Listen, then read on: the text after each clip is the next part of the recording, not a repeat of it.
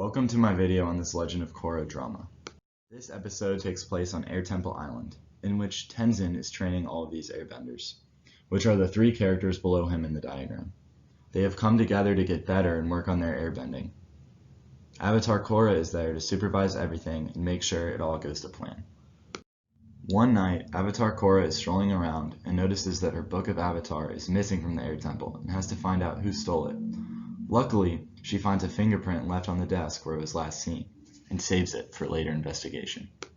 The police are able to narrow it to these four suspects without analyzing the DNA. Suspect 1 is Tenzin, as he was seen in the premises recently.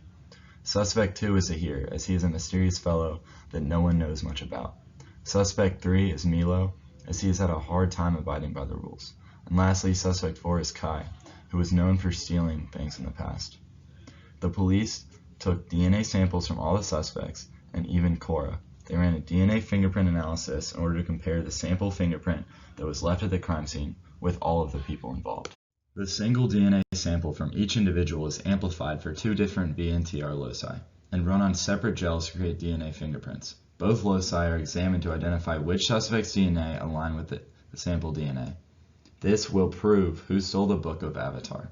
So to summarize, if anyone's DNA matches the sample DNA of both loci, it proves that person committed the crime.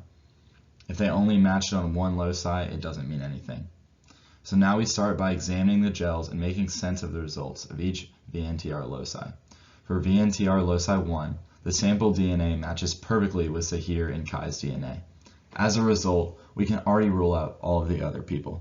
So, we know it definitely wasn't Tenzin, Meelo, or Korra, because their banding pattern is different.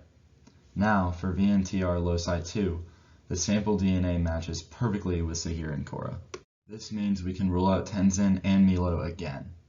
And now Kai, which is significant because Kai was a perfect match at the first loci.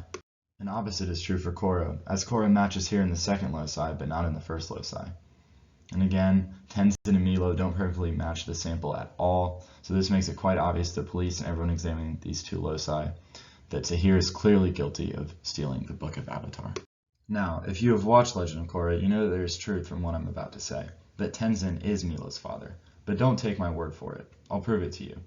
There are two bands for each individual, as one allele is passed down from each parent, so one allele would belong to the mother and the other would belong to the father.